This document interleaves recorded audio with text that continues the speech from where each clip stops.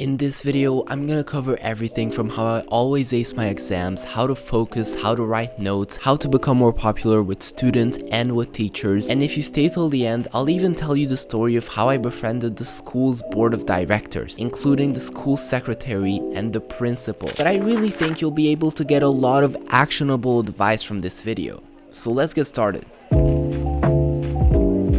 Number 1. Do this and you've already earned 80% of your next good grade. There are two things that in my opinion, if you do correctly, you have already done 80% of the work for that next good grade. First of all, you need to give the teacher your fullest attention. That means no daydreaming in class, no talking to a classmate, just give the teacher your fullest attention, even try holding eye contact with them. And the best way to do this is to basically just have a clear mind and a good attention span. I mean, there's nothing better than going into class ready to absorb information like a sponge because your mind isn't already soaked with BS. To decrease the amount of BS you have in your mind, try to cut down on video games, TikTok, and all this random shit that fills up your head. You can also get into meditation because that will prolong your attention span and also help you clear your mind. And the second part is your notes. Okay, so first of all, write down everything you hear. I used to not do this. Last year, I was like, if the teacher said something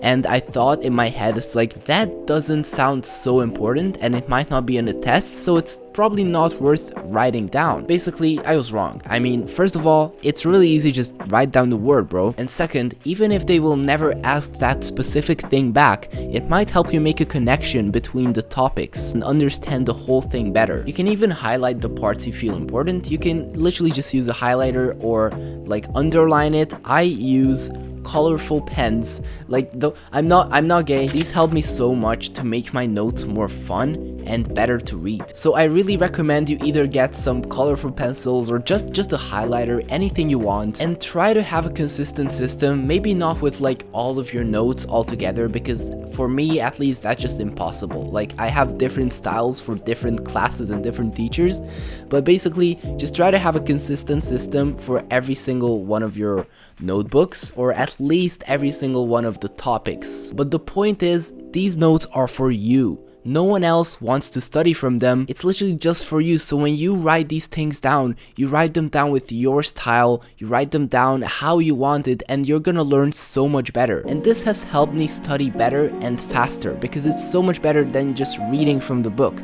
Your notes should be so good that you will never use the book again. Just please promise me you will never study from school books again. Like, unless there's some information for a test that you literally just need from the book, even then it's probably best to just put it inside your notebook. Just write down what you need. That book wasn't created with your style in mind. It was created with someone else's. And so studying from it is gonna be 100 times harder than just looking at your notebook and literally like knowing. It's so good when I go into the test and I start writing something down on the test paper, and then the next question, I can literally visualize my notes because they're so consistent and I know exactly where everything is. And I can just visualize it and it comes to mind. It's epic. So let's move on to topic number 2. Juggling school and self-improvement. First of all, I'll tell you how to minimize the time you spend on school outside of school hours. I usually do my homework right after that given class or just in the lunch break. The point is, I do my homework inside of school hours, which means I don't have to focus on it at home. And the other part of minimizing the time spent on school is maximizing your studies. Study efficiently and productively. Have your phone in a different room or just turn it off. Have a clean and tidy environment, have no distractions, and I don't know about you, but studying with music is just unproductive. Maybe this is a personal preference, but I honestly don't know how to study with any kind of music, like even those chill lo-fi study beats. You could at least try once to study without listening to music, and if you genuinely feel like you can perform better with some random melody always pulling you out of your flow state, then okay, go for it. But if it's just because you feel like studying is boring without music, then I think you should look at your life instead. I don't scroll on TikTok for 5 hours a day. I don't watch stimulating content that destroys my attention span. My life is so fucking boring that I can just sit down for however much I need and just study, because it's actually so much fun for me. Now let's go back. If school is not the #1 priority, then act like it. This means to wake up earlier to work on your business before school, because you're probably gonna be much more productive at that time rather than coming out of school. Your brain literally shuts down after 7 hours of bullshit, and you go home and you're still trying to write a good quality script and then record a video. I mean, imagine a video game where you wake up and your brain's XP bar is full. But then you go to school and it gets mostly depleted by all the bullshit, by all the studies, like everyone just talking to you, like your classmates like fucking you over and shit. So by the time you come out of school, that bar is mostly depleted. And for those 2 hours of deep work that you were trying to do, that would have probably needed like a good portion of that XP. But you simply don't have it. And so no wonder you don't have all the mental energy to do that hard work in the afternoon. Now let's go to the third topic, which is becoming more likable in school. Now I'm not some weird fucking alpha male and shit, bro, just people generally like talking to me. To achieve this, first of all, be friendly towards others. I'm not meaning to be like the nice guy who nobody actually likes and they just still do everything for others. No. Basically, use your friendly, welcoming tone of voice when talking to other kids or even teachers. And because the deepest urge in humans is the desire to be important, when someone's talking to you, you can make them feel important by listening carefully to what they're saying, turning your full body towards them, and just focusing only on them, because we are interested in others when they're interested in us. Learn to hold pretty good eye contact and remember to smile. Always just smile, not like a fake ass fucking grin or something, but a genuine, sincere, heartwarming smile means I'm glad to see you and you make me happy.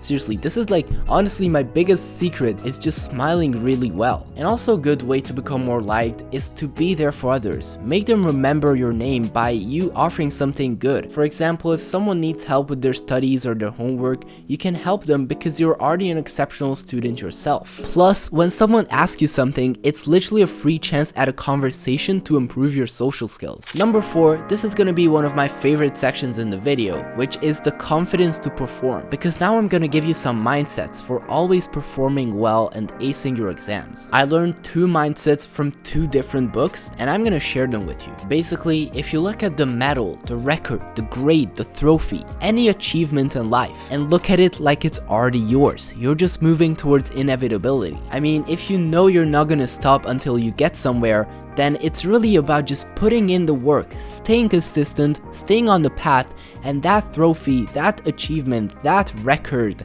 that good grade is already yours. Maybe in 2 weeks, or 2 months, 2 years, or even 20 years, I don't care. The point is, it's already yours. When you look at achievements and goals this way, it just makes you feel so much calmer. Now this other piece of mindset has helped me stay calm during the craziest tests, and I'm gonna share it with you because it's absolutely amazing. Whenever you're stressed or anxious about the test, or even during the test, just think about this.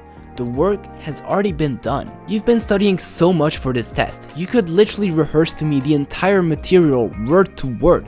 So what are you stressing about? Or even when you're presenting like a PowerPoint presentation to the class or the teachers or something, basically the work has already been done. You did the presentation, you did your research, you have your little notes and everything, you know everything. So why are you stressing? The work has already been done. Just go out and enjoy yourself.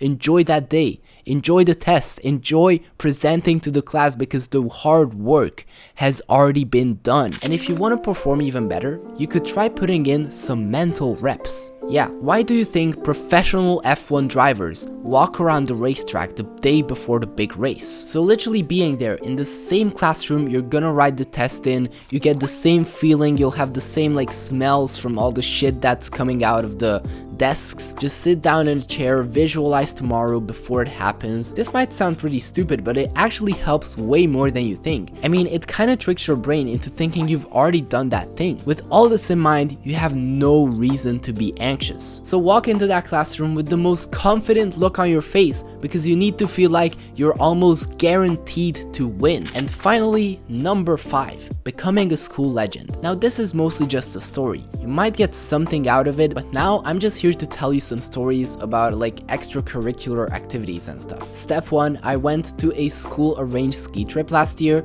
and one of the teachers that I've personally known for over 10 years, which is an entire story in itself, basically she introduced me to all the other teachers. We were like, you know, those like wooden houses up on the mountains. Basically, I was there at the teacher's table just talking to other teachers, which were mostly like PE teachers, obviously, but I mostly became friends with the two best people, the school secretary and the future school principal. She used to be a PE teacher for a long time, but now she became school principal. Step 2, become known even better between teachers for being the guy with all the crazy camera gear, which was so good that I got personally congratulated from all the teachers and actually got a good grade for it. Step 3, become known around the school for being the guy who successfully won the contest and designed the new school merch. You know, it's kind of cool seeing dozens of people wearing my shit every day. Just a comment, students in the school bought this year's apparel much more than last year's, probably because it was actually better. Let me show you the hoodie, by the way, because obviously I got one for free.